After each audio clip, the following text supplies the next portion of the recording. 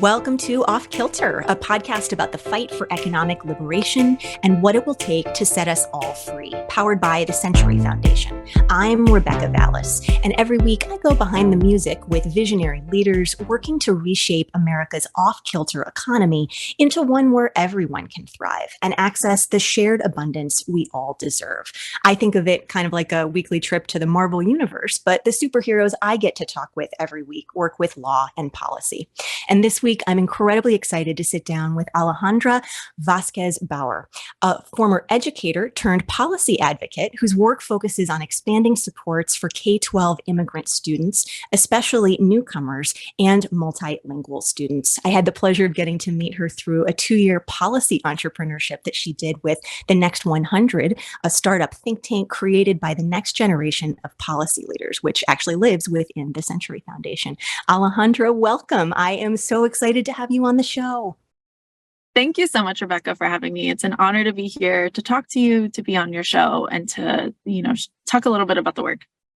Oh, I've been so excited for this conversation. And I have to just say, it's been such a pleasure getting to know you and getting to learn about your incredible work while you've been at the Next 100. And so it's really, really exciting to get to have some of the conversations we've been having on the air for Off-Kilter. And before we get into it, before we get into your amazing work, as I always do with my guests for this show, I want to give you the chance to introduce yourself to Off-Kilter's listeners and to share a little bit about how you come to this work. And I'm going to quote you as I tee you up for this. Part of your bio over at the Next 100 has you describing yourself. I am a product of resilient Mexican women, a sister, a dancer, an educator, a visionary. Talk a little bit about your path to the Next 100 and to doing policy work. Thank you so much, Rebecca, for that. And I do just want to start off saying that my pronouns are she, her, ella. Mm-hmm. Also, I'm bilingual, so I include the ella part for that reason. Mm-hmm. I'm a light-skinned Latina, dark brown hair that's down right now. I'm wearing clear glasses, little silver hoops, a pink blazer because I'm in my Barbie mood. And I'm just really smiley, and I talk with my hands. So, I'm just really grateful to be here. And I put those descriptors in my bio on Next 100 because Next 100 is about bringing your full self to work. And when I'm here and I'm thinking about my policy work, I am a daughter. I'm an older sister to 2 brothers. I'm a younger sister. I have multiple step siblings. I have many cousins, a huge family. I'm a godmother to a sweet little 2.5-year-old. He's kind of a terror, but he's wonderful. A granddaughter, a descendant to many who came before me who have emigrated across the world, and who have worked and fought for their own rights and for those of my community, those of us who are now benefiting from the efforts that they put in to give us a better life. And so I continue in that trajectory, in their footsteps. And I feel really grateful to have the honor of continuing that legacy. I'm a part of a big matriarchal family. I said that. We have amazing, resilient Mexican women, and they are who really have encouraged me and inspired me to do sector work, to do policy and advocacy work. And I'm just so grateful for that example. And, all of these things, I talk about my family a lot in this introduction because these are the characteristics, the many identities that I hold outside of racial, ethnic, linguistic ability, etc. These characteristics are what ground me in family and community, and those are really central parts of my identity, and ground my work, essentially. So I am from New Mexico. I grew up in Santa Fe, New Mexico, kind of a small town, especially compared to New York City. With a very big family, like I said, we would go to Mexico to visit family. Sometimes we'd drive to California to see some cousins. And my whole life was just family in northern New Mexico, mountains, etc. I got a scholarship. I was so grateful. I would have stayed in state. I got a scholarship to go to a private school in California. Found my passion for education really by identifying first in high school that our schools were quite segregated. Even in the Southwest. I went to a Catholic school, and our school is predominantly Latino Hispanic, and so is the public school down the street. And the private schools further away that cost a lot more money were predominantly white. Those were the schools where Harvard and Penn, all these amazing universities were recruiting from. And from our schools, many of us would just go in state unless we were lucky enough to get a scholarship, which I was, and I'm very grateful. But I really was so underprepared when I got to Claremont McKenna College, where my peers from the East Coast who went to these private schools had written so many papers and were so prepared for our classes. And I felt really underprepared. And I knew that was the case of a lot of my Black and Brown peers around me who were freshmen, first-year students at Claremont McKenna, and who were really confused about why we felt like we were top of our class in our hometowns or in our old high schools, and now had really a lot of catching up to do. And so I got really involved, passionate about that early on. Did a lot of organizing in college, in part starting the first Latino club in my school. And we partnered older students with incoming first-year students to help bridge that gap, to provide resources, and especially for students who do also, like me, come from pretty homogenous communities, predominantly Black, predominantly Latinx, giving them resources to adjust to the culture shock of a predominantly white institution like Claremont McKenna. And all of those things led me to education. I was so excited to become a high school teacher. I went through the Teach for America program. I was sent to Miami because I'm bilingual. I speak Spanish. And I also had a math minor. So they thought, well, she can speak Spanish, she can teach math. So they sent me to Miami, and I was blessed to be assigned to Miami Northwestern Senior High School. I loved my students. I actually really loved teaching math. Can't tell you how many times some students would say, hey, I didn't know women could do math. And I was like, well, now you know. If I'm the only person who is that image for you of a woman who is doing math, right, who's likes it, shockingly, they'd make fun of me, but who likes it, then I'm glad, because you are also good at math, and changing mentalities around that was really important for me. But while I was there, I also found a lot of challenges in the system. Many of the things that we know, like their Title I schools don't have the resources. Many of my students were sharing calculators throughout class. We did not sometimes even have enough desks because they gave me too many students that surpassed the legal limit in the state of Florida that a single class could have. And so they wouldn't give me enough desks to seat all my students. That feels like a problem. They didn't have enough translation interpretation for a lot of my students who were enrolling during the Trump era, moving to the US for the first time, and just didn't have those resources to ensure that those students and those families felt welcome and were getting what they needed to be able to engage in the school adequately, and for the students to get enrolled in the right classes and get the resources that they need. And it was just, there were so many disparities in the third largest district in the US that was rated an A district. So I saw that as a problem. I started doing some local advocacy work. I was working with some organizations that lift up student and teacher voices in the community. We would go to school board hearings. And, after some conflicts with my school leadership about some of the things that were going on, I decided to leave, and I decided to go into advocacy and policy. And that's what I love that story. And I just have to say, as you were describing your experience with teaching and with kids not having enough supplies in school, I mean, part of what was flashing to me is my sister actually also was a Teach for America teacher. And so it just brings back all the stories I used to hear her sharing about, spending her piddly salary trying to just buy the supplies that needed to be in the classroom, right? Because there just wasn't enough. So we could spend the entire episode talking just about that one component of our underfunded, under-resourced school system. But I want to take that trajectory that you just so beautifully laid out, and pull on several of those threads as we start to get a little bit more into how that has sent you into the work that you've been doing at the Next 100, and which I know is going to continue well beyond the Next 100. What you've been focused on at the Next 100, this startup think tank that is really doing things pretty differently than a lot of other think tanks in a way that I hope we'll get a chance to talk about throughout this conversation. You've been focused on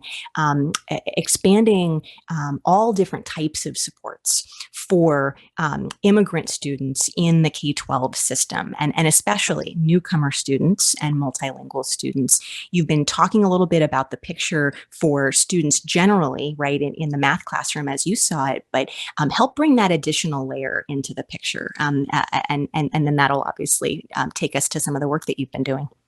Right. Thanks, Rebecca, for that question. I gave the perspective of what it looked like on the ground teaching inside the system in Miami.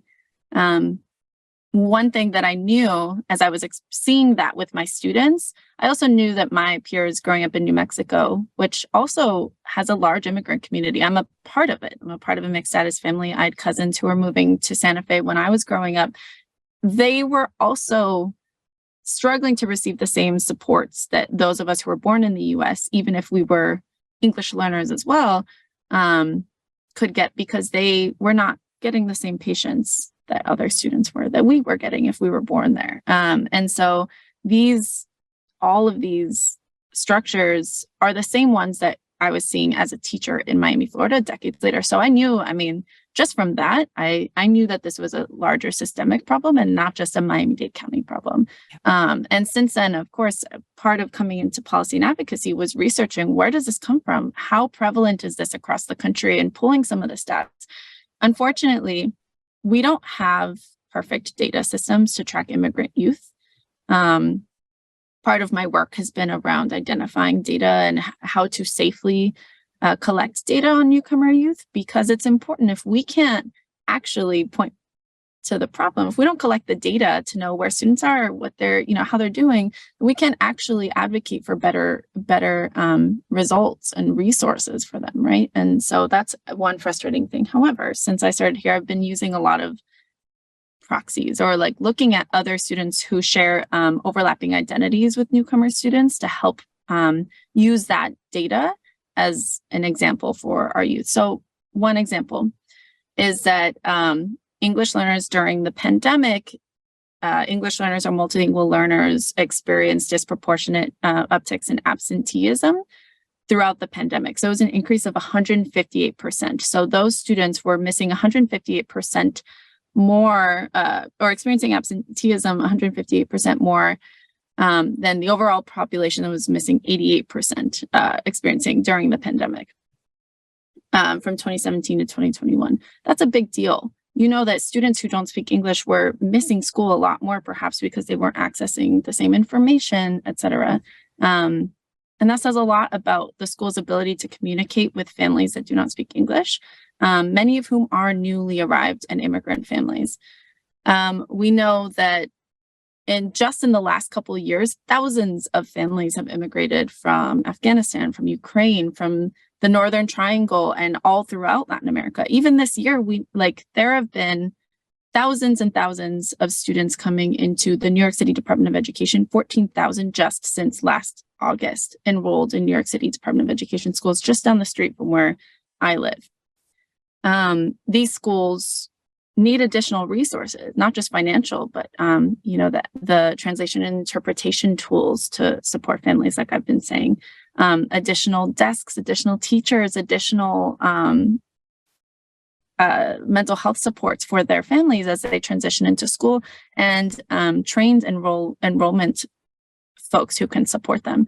This is true now, as it always has been, because immigration patterns, though they fluctuate, we've always experienced immigration in this country, and new students will always be enrolling in school because Pilar v. Doe gives immigrant youth the right to an education regardless of citizenship status. It's in federal law.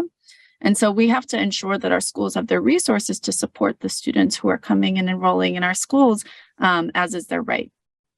And so that's why I'm excited about this work. It is difficult. I come from both a personal and a professional experience of seeing kind of the worst practices. But in terms of the lay of the land, I've had the opportunity to see some of the best practices. I've been able to visit some schools that have programs targeted towards this population of students, towards newcomers, to help them adjust, get them all the things that they need within their first couple of years in the US so they can thrive. And that's been really special about this opportunity, because it's not just about accountability, holding schools accountable, ensuring, calling them out when they're doing the wrong thing. It's also saying, where are the best practices happening so that we can replicate those things? And so I've been able to do a lot of that alongside the policy work that encourages more accountability, better data collection, and improved funding to ensure that those places that aren't doing it well can do it better in the future. So I feel like that's such a great segue into one of the pieces of your work that most got me in the first case really, really interested in. I'm interested in all the Next 100 policy entrepreneurs work. Everyone is doing amazing work. And that was true of the last cohort too. We've talked with a number of Next 100 folks on this podcast at different points over the years, because all the work is so important and so cool. But one of the things that first got me super excited to talk with you and to learn more about some of your work is something that you really got off the ground, yes, in partnership with others, but you really have been, I think, as I understand it, the impetus for really launching this. And it's something called the Newcomers Network. You've done a lot of different work at the Next 100 over the course of the past couple of years, writing reports, doing research, bringing folks together, highlighting best practices, like you were saying. But would you tell a little bit of the story behind the Newcomers Network and how that fits into solving the problems that you've been talking about? Of course. Thank you so much for celebrating that and identifying that. I think this is something that I'm most proud of in my time at Next 100. So last summer, the summer of 2022, alongside a colleague of mine from Californians Together, we co-founded the National Newcomer Network, which is a growing coalition committed to educational equity for newcomer students. So students within their first couple of years in U.S. schools, K through 12. In the year that we started, our goal was to bring folks together who are invested in newcomer success. So that's teachers, that's community leaders, that's obviously school district leaders and staff, but also, I say community leaders and advocates on purpose, because I have worked for the last 4 years with an organization that has the expertise that the schools don't, called IMSchools. And we directly support immigrant families in New York City, undocumented youth, and ensure that they know their rights. So there are organizations across the country like IMSchools that have the expertise, that know the families better than the schools, especially when there's a lack of trust between the institutions and the families. And they bridge that gap for them. And so we wanted to ensure we're including those folks, as well as the researchers, as well as the school leaders and the teachers, right? All of the whole community of people who love and support newcomers and want to improve the systems that provide barriers for them to succeed. That's who we're bringing into the conversation. And so that's how we founded the National Newcomer Network. We thought we would have a couple meetings and see, what can we do together? And it turned into a coalition. We got investment right away from over 70 people in our first meeting. We've maintained that and actually grown in a year to now almost 100 members just in 1 year. And those are folks who are invested, who are emailing, who are coming to all the meetings, who are saying, oh, I'm doing this. Can you put this in your newsletter? We're seeing this exciting thing happening on the ground. That has been so special for me to see that it's actually, encouraged me to say, all right, people are invested in this. Therefore, we need to continue to grow this coalition, get the resources we need so that we can continue to bring folks together to move forward and find solutions. And not just once, but over and over again, push lawmakers, policymakers in DC and elsewhere to uphold the right of newcomer youth and get them access to quality public education. And so, we have in this coalition, like I said, almost 100 members now, from members from over 25 different nonprofit organizations, from big organizations like Unidos to the important experts in the communities from small community-based organizations. We meet bi-monthly, we share best practices, we align on current events in the immigration and education space, recognizing that issues in both areas impact youth, because our youth do not live in a vacuum, and everything around them impact their experiences in our classrooms.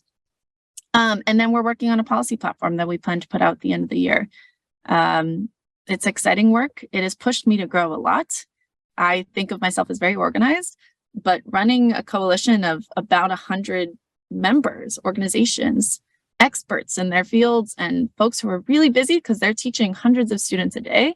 I know that experience, and I know that therefore I'm just lucky to be in the room. And so I'm committed to helping to create the space so that we can all continue to work towards our shared mission together. And so that's the National Newcomer Network. Congratulations. I'm like beaming as you're telling the story of you thought it would be a few meetings and then it turns into this whole coalition, right? I feel like that's often how this happens, right? You don't know where something's going to go, but you're like, right. We should start by getting some people together because of the power, obviously, of working in collectivity as opposed to solo. Are you?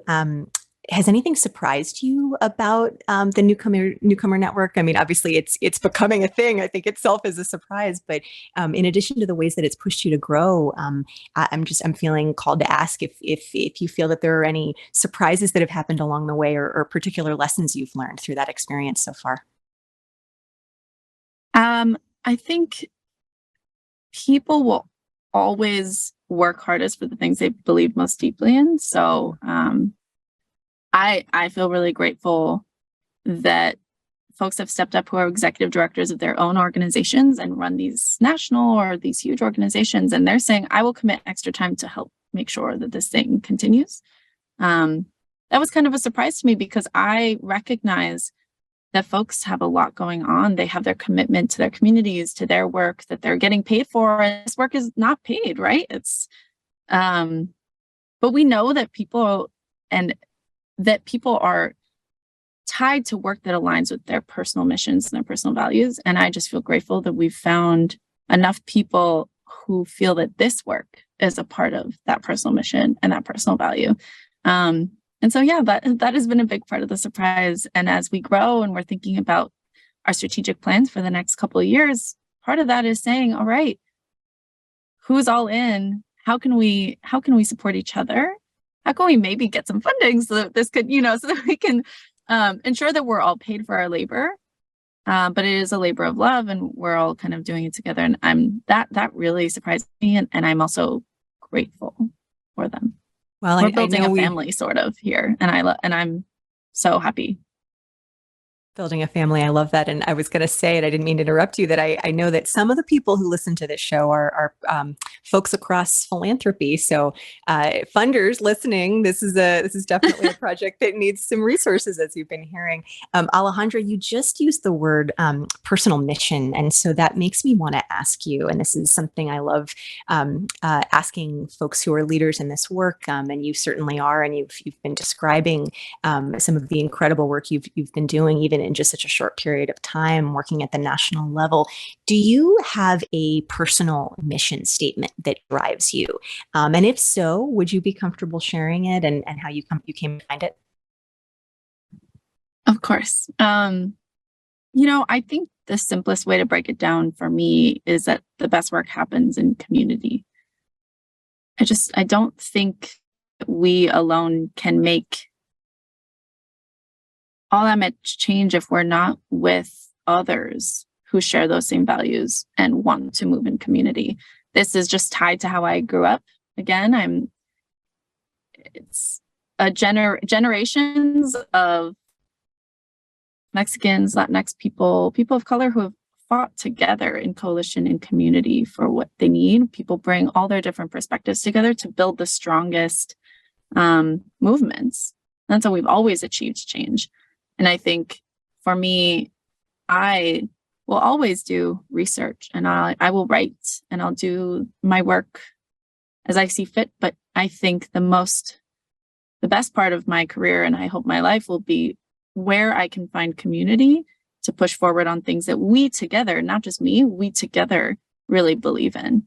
And that's what, of course, got me to think about starting the National Newcomer Network, and drives that work still, but in many other ways, the way that I see the DEJC and the Bridges Collaborative, all things housed at the Century Foundation, but also coalitions across the country that are making change. They all happen in community with many people. And so I know I sound like a broken record, but it's a part of who I am. It's how I think about change. And so my personal mission statement will always be, where do I find community and how can we move forward together? Definitely not a broken record. If you are, I am very happy with that record being broken on that track because it's one of my favorite to play as well. And DEJC, for folks who are looking for an acronym breakdown, is the Disability Economic Justice Collaborative. And folks who are not new to this show are going to be very familiar with the collaborative because they get to hear it slip into this programming on the regular. So Alejandra, staying with you just a little bit as sort of as a person, right? I want to dig into what makes you tick a little bit and pull the curtain back a little bit on how you do this work. One of the things that I feel very deeply at this moment in human history and policy development, we are in a moment. And it's not just me who feels this. A lot of folks have been starting to use this language, Adrienne Maree Brown and others. This is a moment when we're in a battle of imaginations. And some visionary thinkers have described that battle of imaginations as being effectively where oppression, right, the oppression economy we live in. If you're not familiar with that phrase, go listen to our last episodes with Jeremy Greer and Solana Rice and Liberation in a Generation. But this oppression economy that we live in, oppression is what happens when an individual or a whole group of people are living in someone else's dream instead of being free to dream their own dream. That is how many folks that I consider to be modern day visionaries are talking and thinking about this moment we find ourselves in of incredible polarization. And by the same token, I feel very strongly, and I know many others in this space as well do as well. We can't just talk about what we need to tear down, right? We can't just talk about tearing down systems of oppression because that isn't actually going to get us where we want to go. It's never going to build that liberation economy that Liberation in the Generation so passionately speaks of. What we need to be doing is actually visioning forward to what we're trying to build. And I see you as a visionary. You described yourself in your bio with Next 100 as a visionary. And I love that. I love you owning that term. Talk about the role of vision in the work that you do and why vision is so important to how you approach your work as opposed to kind of tinkering around the edges of the status quo.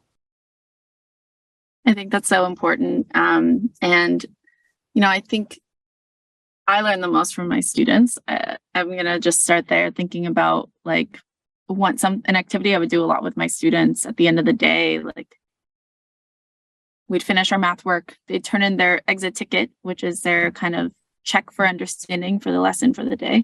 And sometimes we'd have a little bit more time, so we'd do a reflection. And I was always most struck by opportunities to ask my students, like, what change do you see? How could school be better for you? What ways do you envision? And just ask lots of random questions. And their solutions are always the ones that are the most visionary, because they know exactly what the answers are. And I hear a lot of policymakers often seeing those things or hearing interviews of kids saying like, oh, we need school to be all different. We don't need to learn this. We don't need to learn that. I want to, do this, or it should look like this. And people policing those visions and saying, well, that's not possible, or that doesn't sound like what school is supposed to be, right? They don't know what they're talking about. Students have the answers to everything, especially when it comes to education policy and education work. Their visions are what schools should be because they're the ones experiencing it. They're the ones in the classrooms. They're the ones who are telling us what's wrong with our system, even if it's maybe in words that policymakers don't understand because they're so far from the classroom. And that's kind of how I think of vision and dreaming and work too. It's like the kids inspire us to dream big. This work, we can only make change if we're dreaming really big. So one of my favorite activities when I started Next 100 was we came up with headlines for our careers, and not just for our 2 years at Next 100. It was like, what is your headline for your work? if in 50 years you achieve everything you want, what's your headline? And that sets the tone for the work. Of course, from there, you say, okay, what programs align with this? How, what are the intermediary steps to kind of achieve that vision? But if you have a far goal to reach, you have so much, you recognize there's so much work to go in there, and you can start backwards planning.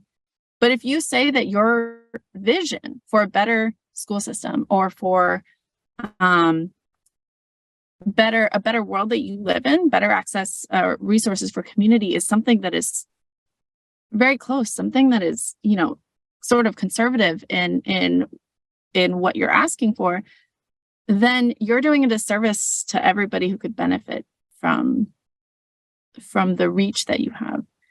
And I just think I that helps me. It reminds me. I think of the kids because I know I also have that tendency. I am a visionary, and I also, we get burnt out. And sometimes I think, okay, well, these are the things that the system provides, or et cetera. And I am always reminded. This is why I surround myself with people who are also visionaries. They remind me, no, we have to keep dreaming bigger. We have to know that we can achieve schools that are equitable. We can find spaces where everyone feels safe and welcome to learn, where students can learn what they want and what they need so that they can thrive, so they can contribute to society around them. And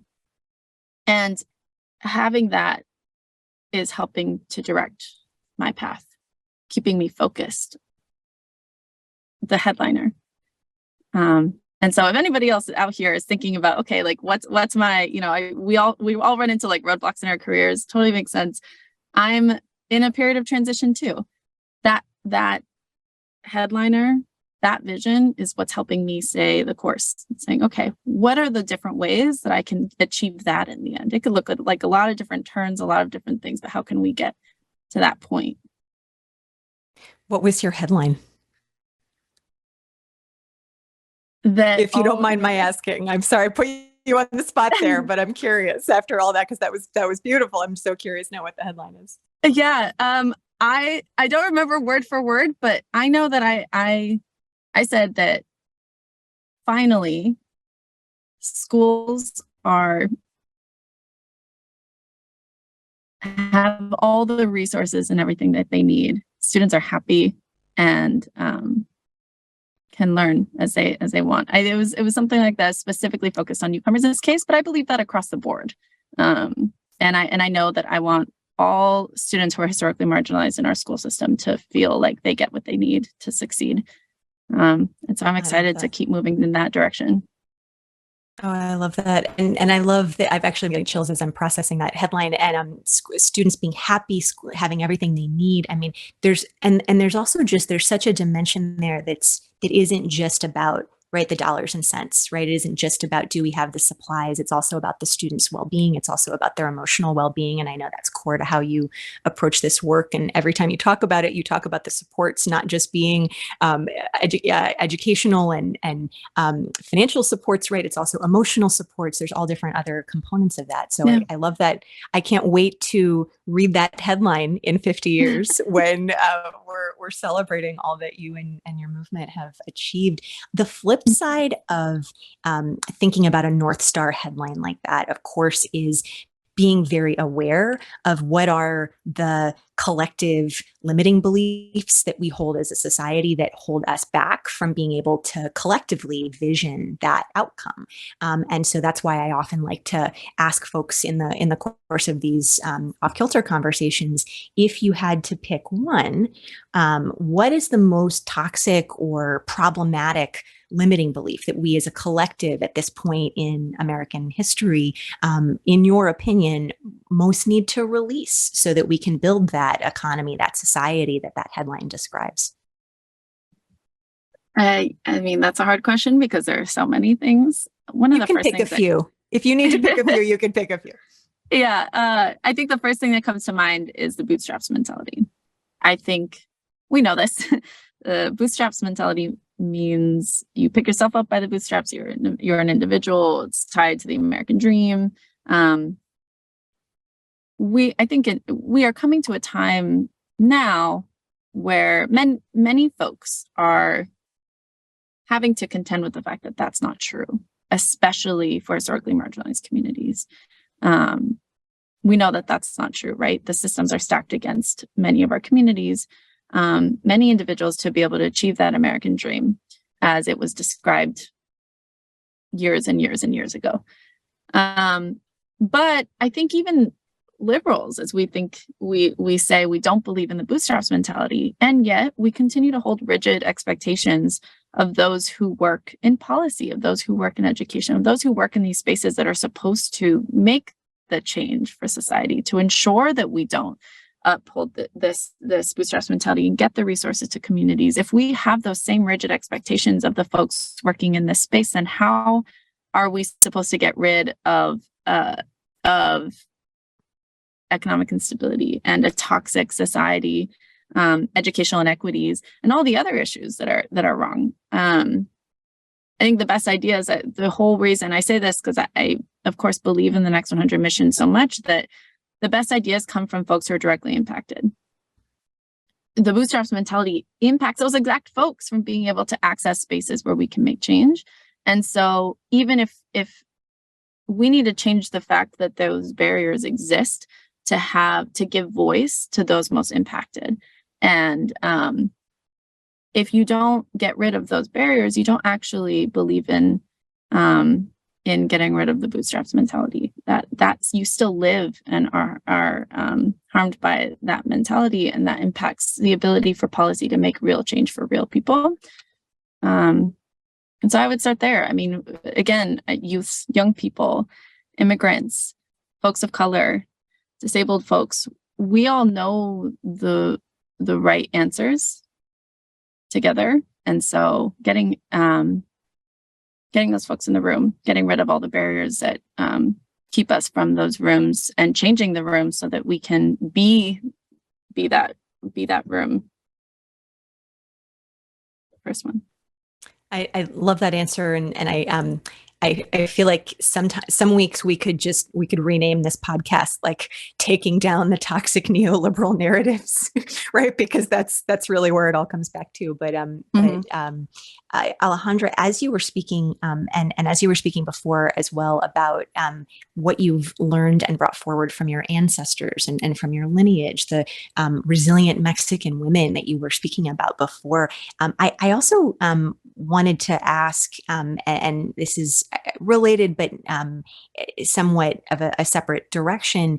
I'm curious how spirituality or a sense of larger purpose might fit into your work. A lot of the way that you speak about this work in the collectivity, but also yourself and your role in it, makes me suspect that you have a larger purpose-connected worldview that your work fits into. And I'm curious if you feel comfortable talking about that. And in particular, because I find that a lot of times these kinds of conversations are actually somewhat taboo in a mostly secular space, right? So my own spiritual core is part of what drives me in this work. And I'm curious if that's something you feel comfortable speaking to. Yeah, I in traditional Mexican fashion was raised Catholic, and like I said, I was put into Catholic schools. My mom said, "We're sending them to Catholic school," and so that was a big part of my upbringing. And in many ways, I think that is a big part of also the culture that I was raised with. They're intertwined, both Catholicism and big parts of the Mexican culture that I was raised with, at least. And so, that a huge part of my upbringing is thinking about values as they relate to people more broadly. I think there are themes of justice in there. We also know that the church as an institution is also a problematic institution in some ways. And as I've become an adult, I've distanced a little bit from the specific church itself, but continue, I think, like you said, to ground myself in the values that both that religion and also my culture have taught me, which is, again, around community and collective liberation together. I think that,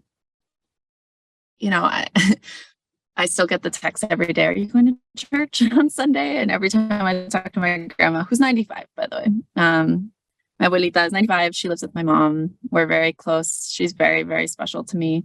When we talk on the phone, she'll still say, fuiste a misa? Did you go to church? And I'm not going to church as much. But when I go home, I think it is spiritual to me to be in my community, to be around my family, to be around the folks that, we cook together, and we listen to music together. We share food and language, things that feel so important to us and ground us all. That to me is spiritual. Sitting in the room, like making tamales with all my cousins and my tias and stuff, and like listening to Vicente Fernandez, who was a very like famous mariachi singer from my grandma's generation. That is spiritual to me. And for some reason, and I'm still kind of working out this connection, Rebecca, so you're really, I don't know if you're talking to my therapist or something, but for some reason, when I think of those things, that helps me to recenter in the work that I'm doing. It's all about community. I say this a lot. It's all about community. And like, as I get to celebrate those special parts of who I am, the important people who have brought me here, who've made the path, who've opened the path for me to be able to run and do this work, I can recognize how all the different people that I work with, their own individual languages and cultures and lived experiences that have grounded them and encouraged them to do this work. We can relate on that, even if our languages and our experiences are nothing alike. And so I'm actually going home in a couple weeks, and I've been, like I said, talking to my therapist about how excited I am because I've missed that. So much of my work is working with individuals who I have close relationships with, and the work, I love the work. And sometimes I need home for a little bit to remind me of where I come from, to then be like, okay, this is helping me to continue to move forward. These are my roots, and my roots allow me to continue growing and reaching that high up vision towards the sun that we're aiming for. Oh, I'm getting chills while you're sharing that beautiful visual of rootedness. I promise I've not been talking to your therapist, but I love you describing the connecting with your roots and connecting with family as themselves spiritual experiences. I mean, we could have a whole conversation about how the word spirituality itself gets so misunderstood sometimes, right? Because it gets equated with organized religion, which for so many of us, including you, as you were describing, can have a complicated history. And yet there are so many ways to find that center, right? That remembrance that we're all connected, that we can do on our own terms and in ways that reconnect us to this work. So I deeply resonate with everything that you just described so beautifully.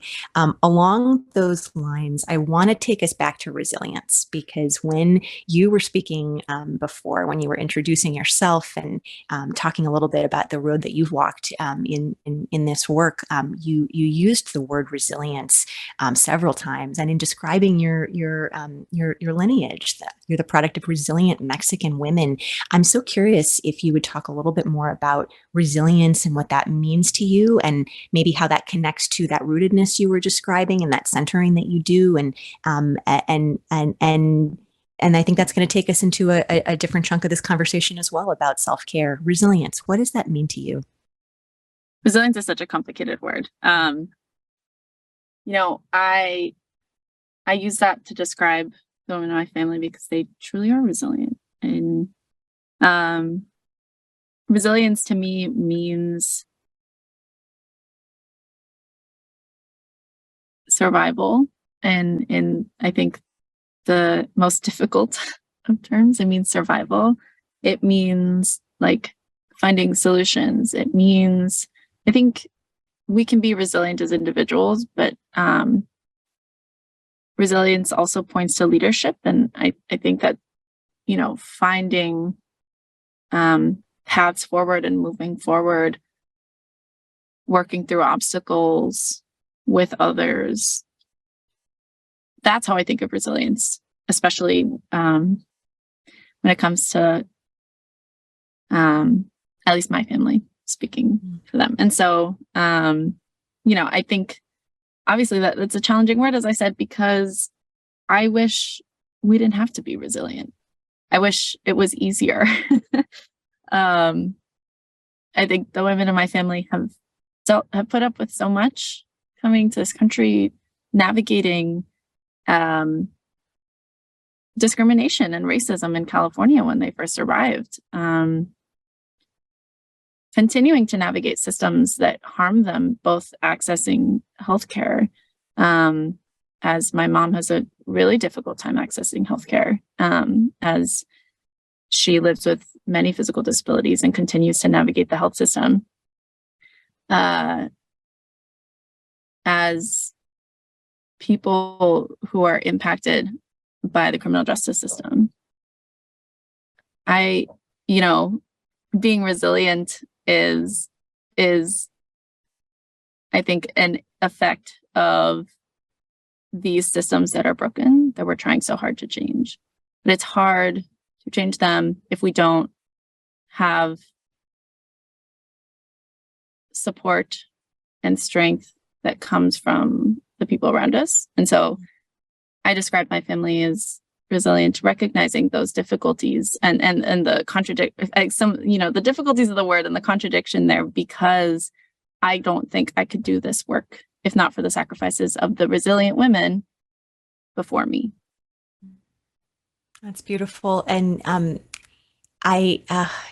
there's so many reasons that I wish we had an extra hour for this conversation because of the direction that we've headed and how I would really love to dig more into this. But even though we only have just a little bit more time, I do want to stay with this theme for a moment and take this into a portion of the conversation that I've committed to making sure is part of every conversation I have on Off-Kilter moving forward. We did a whole series on self-care as political warfare earlier this year. I loved it. I learned so freaking much from every single guest that we had on, not just about Audre Lorde and the origins of that concept, but really about how leaders across this movement show up for themselves so that they can continue to show up in this work. I'm curious, using that jumping off point of resilience, if you would talk a little bit about how self-care shows up for you. You've obviously mentioned the importance of family and of centering by reconnecting with family, but I'm curious if there's anything else you want to share about how you show up for yourself so that you can stay in this work for those 50 years to get to that headline moment that we know is going to come.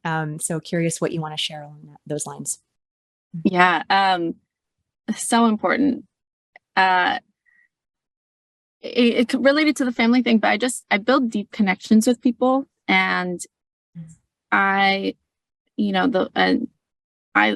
terms of a larger community, keep a large community or circle of people that remind me of the different aspects of me that I want to hold on to. So I have, for example, a friend who just moved to New York City. I'm so grateful.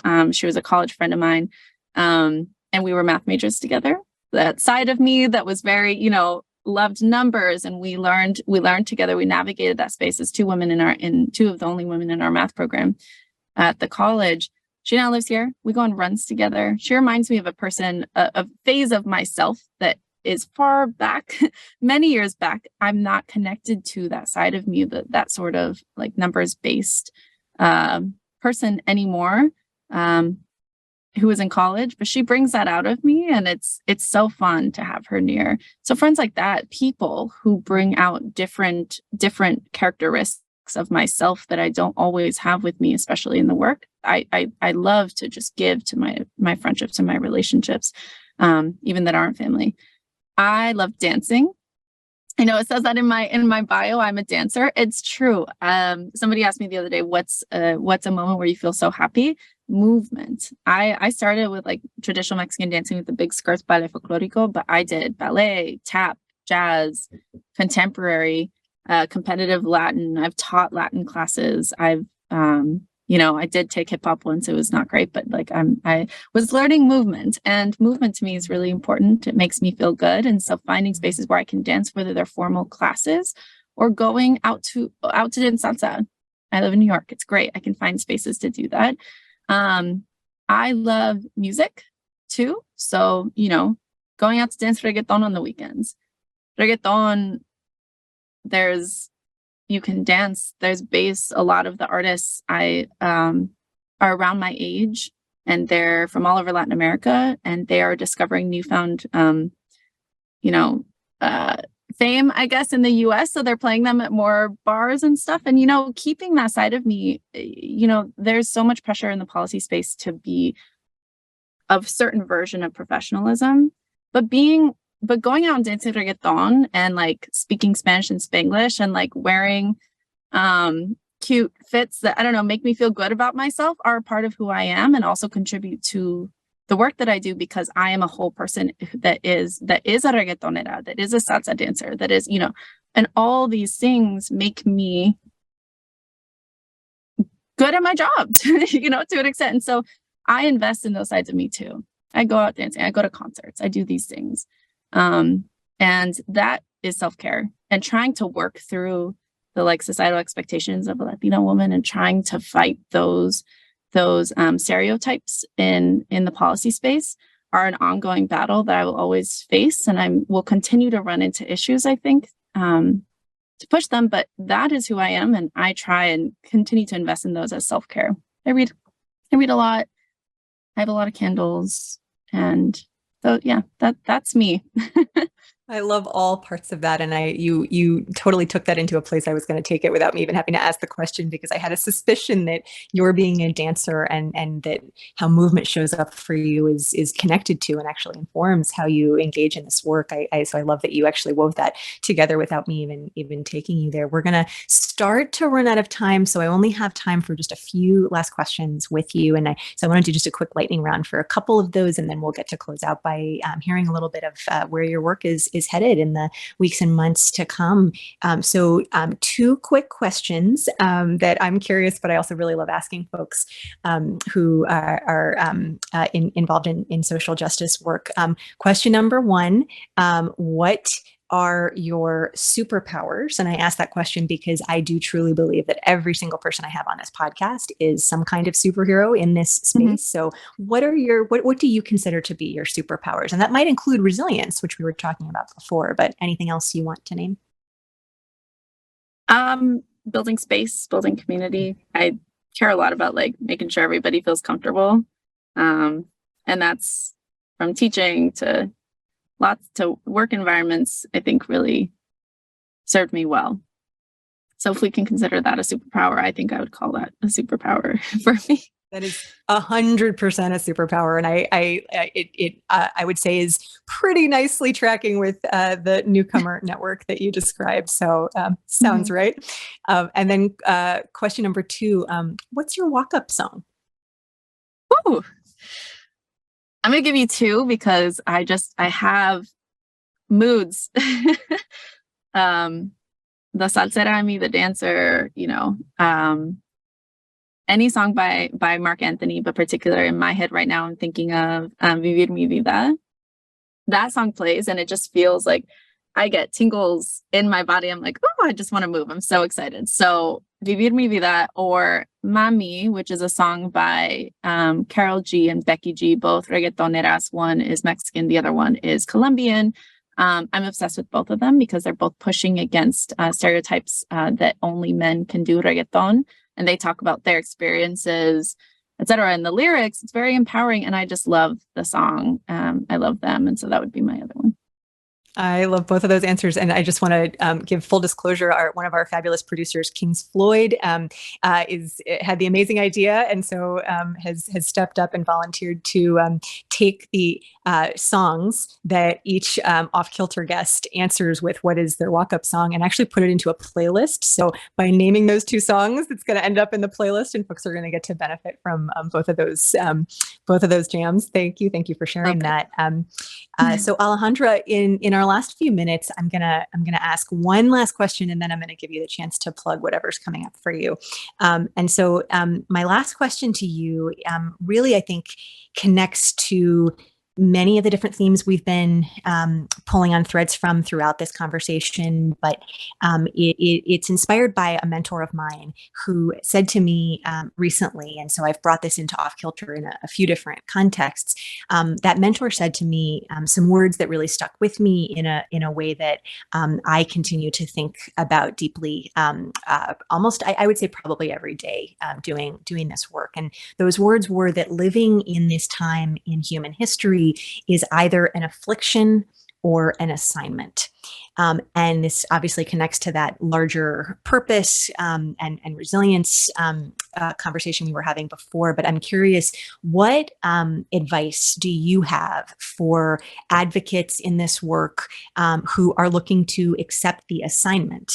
And potentially, given that as much as you may feel like you're a newer leader in this work, you're starting to already, before you know it, become something of an elder with all of the experience that you've been developing. So I'm curious if you have advice for maybe newer advocates who are just starting out and trying to figure out where is their place in this work. That's such an important question. I think the first thing is think deeply about what you care about. How are you an advocate if you don't know what your mission is, if what your headliner is, right? Like, what are you here for? What is your connection to that issue? You're not helping if you're being a savior, right? If you think of yourself in that way, what is your connection to the work? How are you connected to the communities impacted? How are you continuing to seek to learn more about the different perspectives? Because even again, if we come with lived experience, our experience does not define that experience of everybody. How are you connecting with others to learn about their experiences? That should be a constant as an advocate in your path. So thinking about deeply what is at your core, what are the issues you care about? How are you connecting with others who care about those issues and working with them to move forward? I think thinking about those things. And, I think the second or last thing I want to say is the traditional path doesn't work for everybody. I was saying earlier about the mission statement, having that will help you kind of figure out your path. And the path doesn't have to look like, okay, I want to be an advocate, therefore I'm going to go to college, get this degree, go to law school, work in this space, etc. It could look like a number of different things. And it doesn't require any specific degrees. In fact, I think the closer you are to your communities, the better that the work is. And so whatever path takes you closer to that headliner, think about all the different ways that you could reach it and be okay with it looking really different. I want to celebrate people who are following their own intuition. And we're trying to break down those barriers and make sure that those paths look different, that we celebrate those different paths. So I encourage you to think about that. You're making my heart sing with that answer. And we're going to run out of time. So Alejandra, in 30 seconds, is there anything you want to plug about what's coming next in your work or anything you want to send folks to if they're interested in learning more? Next steps, figuring out exactly my next title. We're working on that at this moment, but I was accepted to the Obama Foundation's USA Leaders Program. So I am a part of the inaugural cohort of Obama leaders in the US, 100 folks across the country leading their communities. Congratulations! Thank you. There I will be continuing to connect with leaders who are values-based work and centering their communities, working specifically on National Newcomer Network in getting the support of the Obama Foundation, of the Obamas, and policy leaders across the country. I'm really excited for that opportunity. And if you're interested in the National Newcomer Network, check us out on thenext100.org. There's information there about how to join. We welcome everybody who's committed to newcomer success. And those are my two plugs. Thank you so much for having me. It's an honor. And we'll have links in show notes for folks who want to connect. Alejandra Vazquez-Baur, policy entrepreneur with the Next 100, and more to come on her professional front. Alejandra, thank you for taking the time for this conversation. I know I really, really, really enjoyed it. Thanks, Rebecca. Appreciate it.